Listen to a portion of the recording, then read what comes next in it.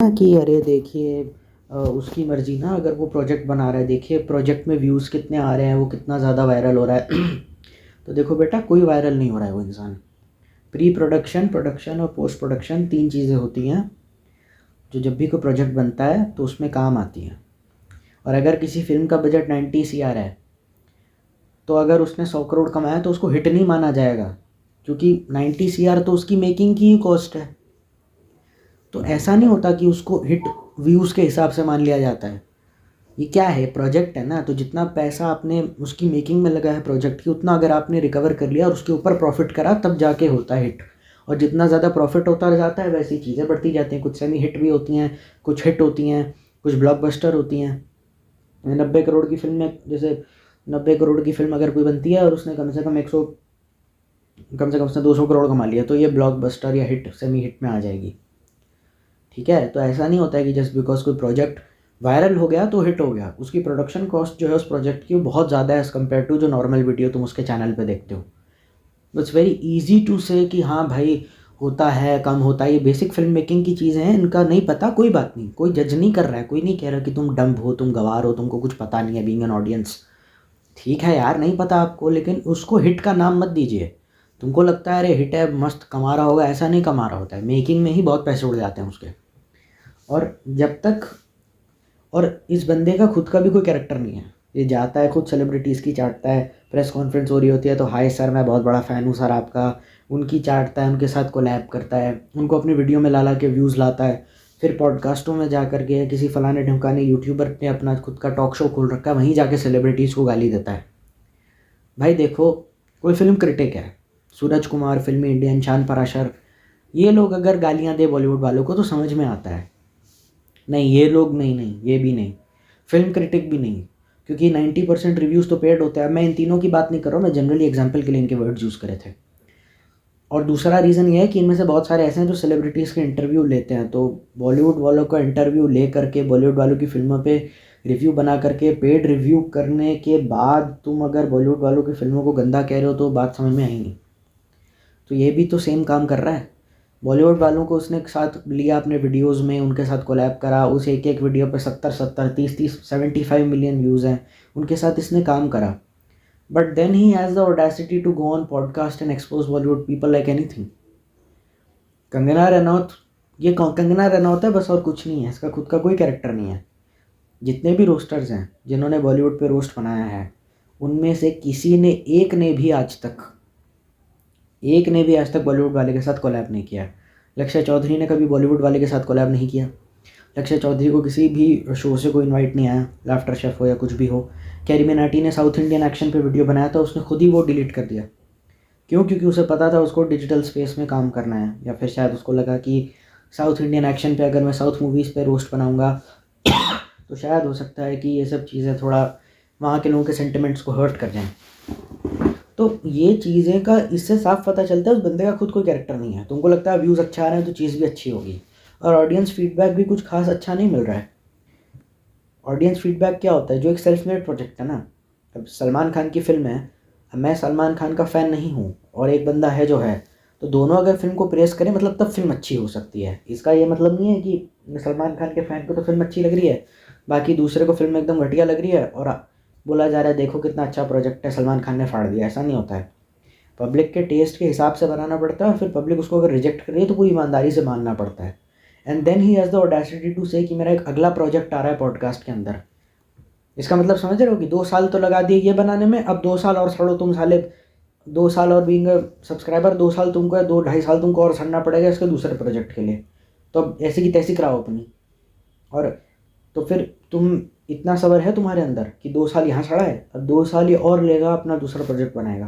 और पहले प्रोजेक्ट का पैसा कितना रिकवर हुआ है पता नहीं, क्योंकि प्रोजेक्ट में जब तुम यूट्यूब वीडियो बनाते हो तब तुम्हारे पैसे लगते हैं, इसमें तुम्हारी सेविंग्स लगती हैं, सेविंग्स और इन्वेस्टमेंट सब लगती हैं, एफडियाँ तक तोड़वानी पड़ जाती हैं, क्योंकि प्रोजेक्ट ग्रैंड बनाना है। हालांकि क्यों बनाना है मेरी समझ में नहीं आया, पर चलो ठीक है, क्रिएटिव फ्रीडम के चक्कर में मैंने एक्सेप्ट कर ली बात ये। तो दिक्कत ये है, ऐसा नहीं होता कि व्यूज़ अच्छे आ गए तो सामान बिक गया और लोगों के बाजी वाह बल्ले बल्ले, देखो कितना फाड़ा है उसने। या तुम क्या करोगे ज़्यादा से ज़्यादा, मेरे चैनल की व्यूज़ को गालियाँ देने लग जाओगे, अरे ये देखो इसको कुछ आता नहीं है, इसका खुद का चैनल डेड है। भाई हमारा चैनल डेड है, हमारी प्रोडक्शन कॉस्ट भी ज़ीरो है, हमारा कोई ऐसा 10-15 करोड़ नहीं लगता है, हमारा कोई 15-20 हज़ार कुछ नहीं लगता, हमारे पास तो माइक भी नहीं है। तो ऐसा नहीं होता है कि आप कुछ भी बोल दें स्वैग में आकर के और कह दें कि चलने वाले हाथी चले हज़ार, कुत्ते भौंके हज़ार। भाई कुत्ता भी भौंकता है तब जब उसको लगता है सामने कुछ गलत हो रहा होता है। ऐसा नहीं है कि बस हमें कुछ अजीब लगा तो हम ही भौंक देंगे। तो कुत्ता तो उल्टा और समझदार है, हाथी को तो आप वैसे भी, एक फुल ग्रोन हाथी होगा ना, तुम उसको एक पतली सी रस्सी से बांध दोगे ना, वहीं खड़ा रहता है। क्यों? क्योंकि बचपन में जब वो हाथी था उस रस्सी को तोड़ के भाग नहीं पाता था, बड़ा होकर भी हाथी उस रस्सी को टैकल नहीं कर पाता। और जो कुत्ता होता है उसके सामने उसको हल्का सा भी खतरा हो, भाव भाव करना शुरू कर देता है। कुत्ते को भी सेल्फ अवेयर है, सेल्फ अलर्ट है और इंसान का बेस्ट फ्रेंड है, तो लोग कुत्ते ही पालते हैं ज़्यादातर। तो इसमें कुत्ते भौंके हज़ार वाली क्या बात है? गलत हाथी भी तो हो सकता है जिसको भ्रम है। और ज़्यादातर जो लोग बोलते हैं ना हाथी चले हज़ार कुत्ते भौंके हज़ार, 90% ऑफ द टाइम कुत्ते वो खुद ही होते हैं हाथी तो पता नहीं कौन है, उनको पता ही नहीं हाथी कौन है। और दिक्कत क्या है कि जब आप बीइंग अ क्रिएटर वीडियो बनाते हैं ना, तो बीबी ने अपनी खुद के टेडेक्स के पॉडकास्ट में बात बोली हुई है कि अगर मेरी एक वीडियो 5 मिलियन हिट करती है या 1 मिलियन हिट करती है, तो दूसरी 1.1 मिलियन, 1.2 मिलियन, 1.3 मिलियन, ये तब की बात है जब बीबी नया नया था, उतना ही मेरा वीडियो का टारगेट होता है नेक्स्ट। उससे कम नहीं होनी चाहिए। अगर उससे कम हो गई तो जाहिर सी बात है मैं थोड़ा बुरा तो मुझे लगेगा एज ए क्रिएटर, भले ही ऑडियंस कह दे वाजी वाजी बल्ले बल्ले हो गया, आपने तो फाड़ दिया जी सर। क्योंकि मेरा एज अ क्रिएटर टारगेट अगर 75 मिलियन का है और आ गए मेरे शायद 60 मिलियन, तो मेरे लिए वो लॉस ही होगा। भले पब्लिक उसको कह दे कि हाँ भैया बहुत अच्छी बात है, बहुत बल्ले बल्ले, क्योंकि क्रिएटिव सेटिस्फैक्शन के साथ साथ जो नंबर्स हैं वो भी अलाइन होने चाहिए, तब जाके एक सक्सेसफुल प्रोजेक्ट बनता है। और ये सब सिर्फ वही समझ सकता है जो प्रोजेक्ट बनाता है। तो it's very easy to say कि अरे देखो इतने मिलियन व्यूज़ आ गए, बहुत फाड़ दिया पे, तो ऐसे फाड़ा फूड़ा बिल्कुल एक तमाचा थप्पड़ की तरह होगा। जो लोग कहते हैं कि अरे देखिए लक्ष्य चौधरी है ना, उसने भी तो बहुत सारे बॉलीवुड वालों पर रोस्ट वीडियो बनाए हैं, रोस्ट वीडियो तो बहुत सारे रोस्टर्स बना सकते हैं। तो आर्ट अगर क्रिएटिविटी के ज़रिए अपनी हेट एक्सप्रेस करी जा सकती है बिना किसी इंसान को ठेस पहुँचाए in the name of comedy, तो इसमें गलत क्या है? गलत वलत कुछ नहीं है, कौन कह रहा है गलत है? पर ऐसा कर कॉमेडी होनी भी चाहिए। पहली बात तो इलॉजिकली गाली देने वाले मत बन जाना रोस्टिंग के चक्कर में। लक्ष्य चौधरी ने, मैं लक्ष्य चौधरी का नाम नहीं लिया, मतलब मैं किसी भी रैंडम रोस्टर, कैरी बनाटी जैसा टाइप कुछ, कोई भी, मतलब धीरू मोहनचेक हो, क्रेजी डीप हो, कोई भी हो, इन्होंने अगर रोस्ट बनाए हैं तो इन्होंने कभी भी उस बंदे के साथ कोलैब नहीं किया लाइफ में अपनी, कि बॉलीवुड वालों को गाली दे के बॉलीवुड वालों को पॉडकास्ट करके व्यूज़ छाप रहे हैं। ऑनेस्ट है तो हैं ना, उनको उनसे कोई लेना देना नहीं है। जाहिर सी बात है जब आप किसी इंसान में 1-2 हफ्ता लगा के रोस्ट वीडियो बनाते हो, उसकी सारी कंट्रोवर्सीज को कलेक्ट करके उस पर अपने ओपिनियन देते हो, तो there is a very high probability that you will not have a soft corner for him and you will hate him. तो अगर तुम किसी इंसान से हेट करते हो तो तुम उस इंसान के साथ काम करते हो तो समझ में आता है, चलो मजबूरी है, कॉर्पोरेट मजदूर टाइप तुम्हारा कुछ है। लेकिन अगर तुम किसी इंसान से प्यार करो, उनकी वजह से साथ तुम काम करो, उनसे तुम्हारे व्यूज़ भी आएँ, उनके सामने कहो सर आई लव यू, मैं आपके बिना जी नहीं सकता, और पीठ पीछे उनको पॉडकास्ट में अपनी फ्रस्ट्रेशन एक्सप्रेस करते रहो, उनको गाली देते रहो, और उसको कंपनसेट करने के लिए तुम प्रोजेक्ट बनाओ, तुम कुछ अपनी तरफ से कुछ करना शुरू कर दो, और ऑडियंस ने तक उसका बैंड बजा दिया है, तो इससे साफ साफ पता चलता है ना तुम्हारा कोई कैरेक्टर नहीं है। मैं अपने बॉस से प्यार भी करता हूँ, मैं अपने बॉस से प्यार भी करता हूँ, मैं अपनी गर्लफ्रेंड से भी प्यार करता हूँ, मान के चल लेते हैं, मैं अपने बॉयफ्रेंड से प्यार करती हूँ, और मैं पीठ पीछे उसकी चुगली कर रहा हूँ कि घटिया है, बेकार है, घटिया लोग है। तो मेरा कैरेक्टर, तो ये आदमी कैरेक्टरलेस है बेसिकली।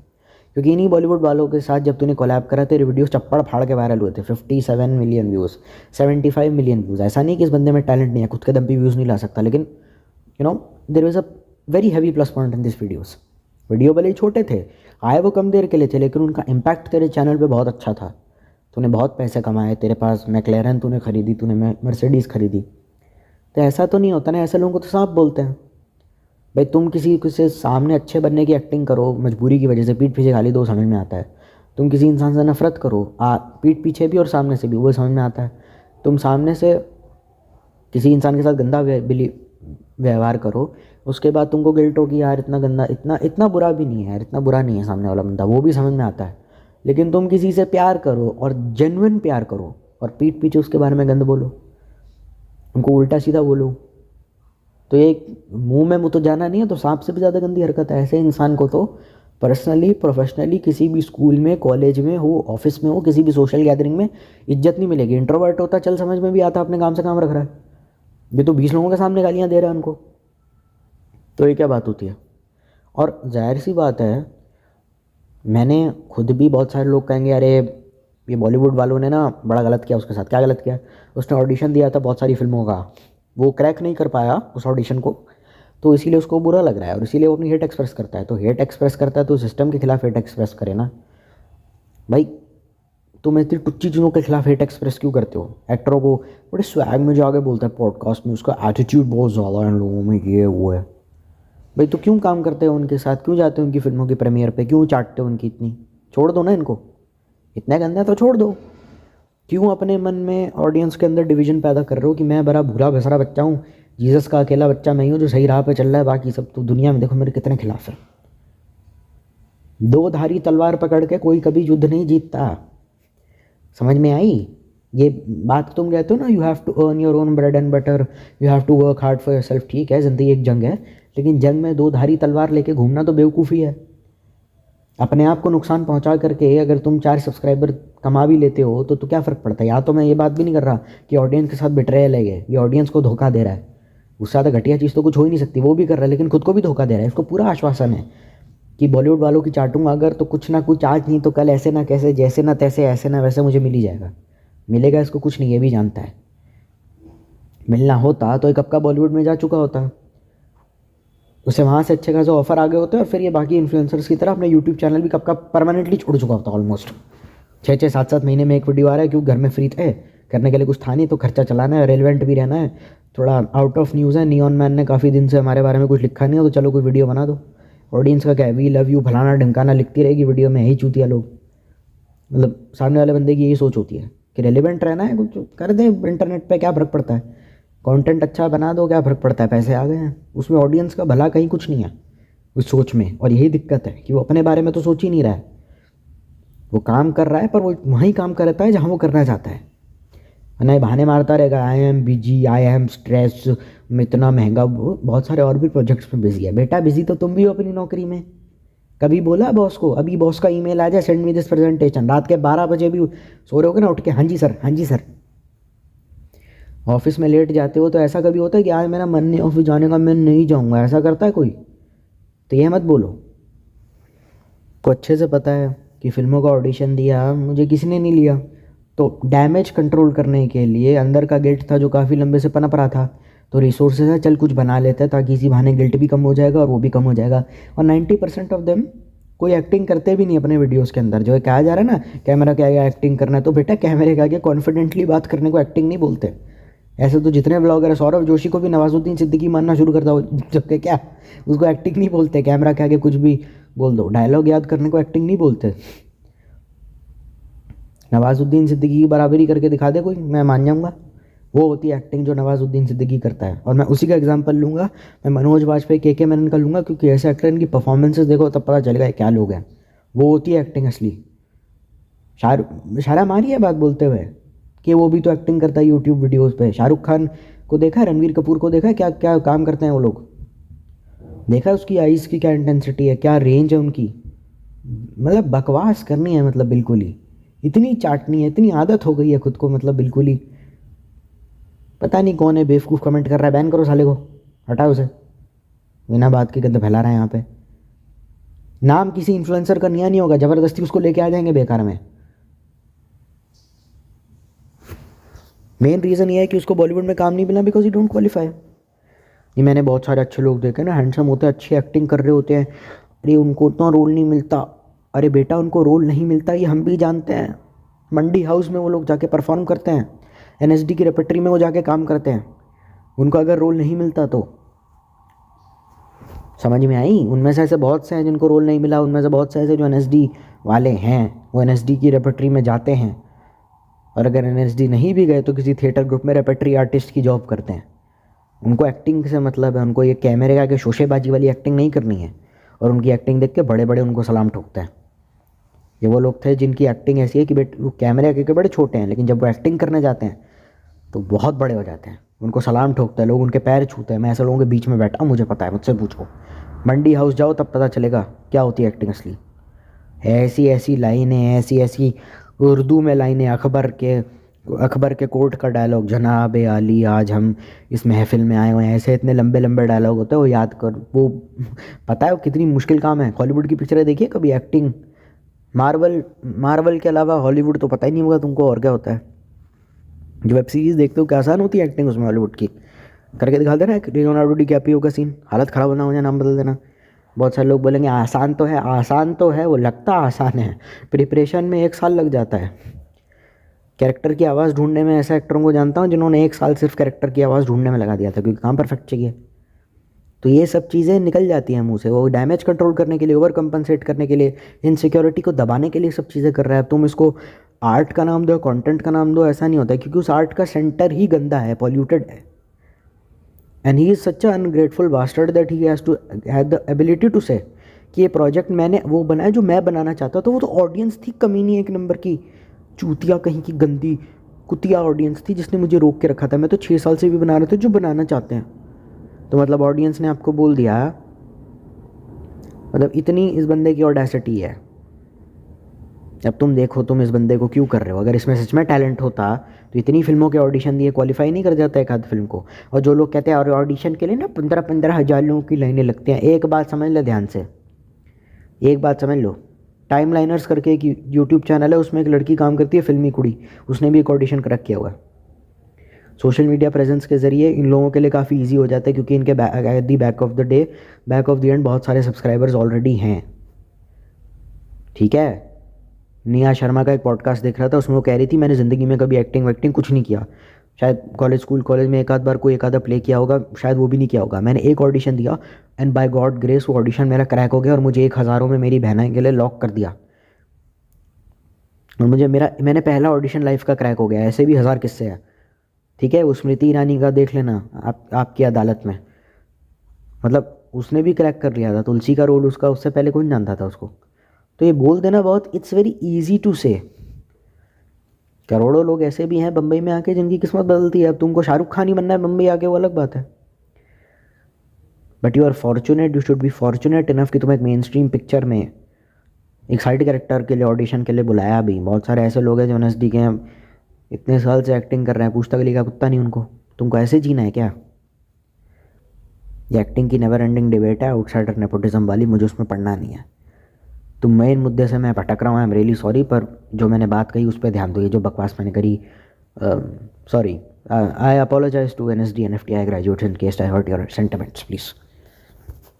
कैमरा के आगे सिर्फ अपना ही कह रहा है, he is just playing himself on camera, he is just playing himself on camera. वो खुद की तरह ही एक्टिंग करने लगेगा, he is just playing himself on camera. और सिचुएशन फ़नी होगी, डायलॉग फ़नी होगा, और वो एक इरिटेटेड, एक mildly irritated annoying character play कर देगा।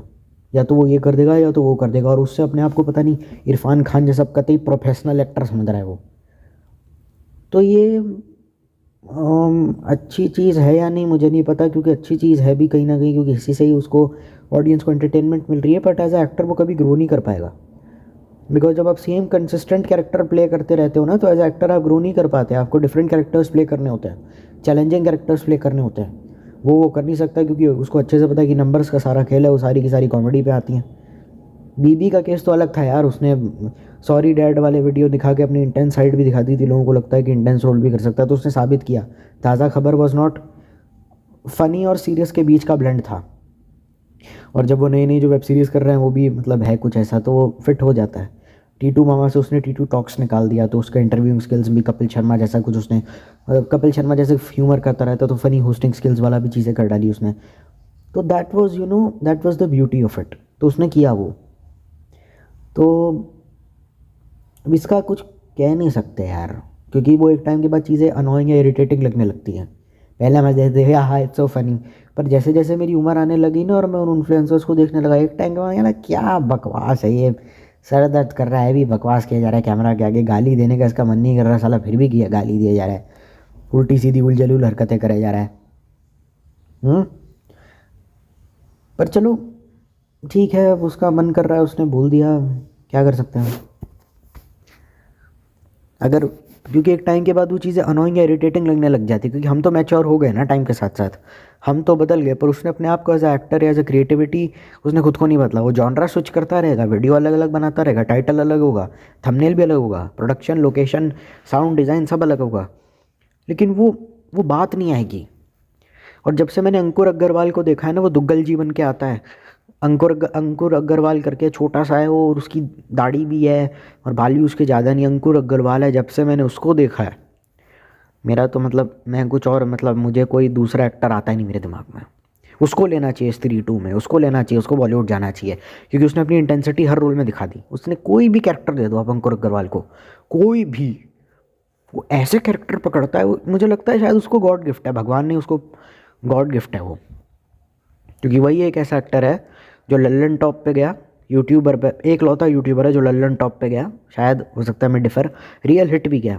तो उसने सब जगह पे अपना झंडा गाड़ा। उसको दुग्गल जी बोलते हैं बहुत सारे लोग, वो मेरा फेवरेट है और मैं रोज़ देखता हूँ उसको।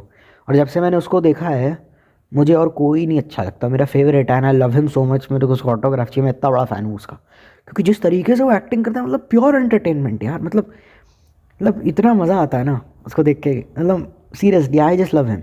और उसके आगे मुझे जितने भी मेन स्ट्रीम यूट्यूबर है जो कॉमेडी करते हैं ना इंटरनेट पे, सारे के सारे ओवर रेटेड लगते हैं, सारे के सारे।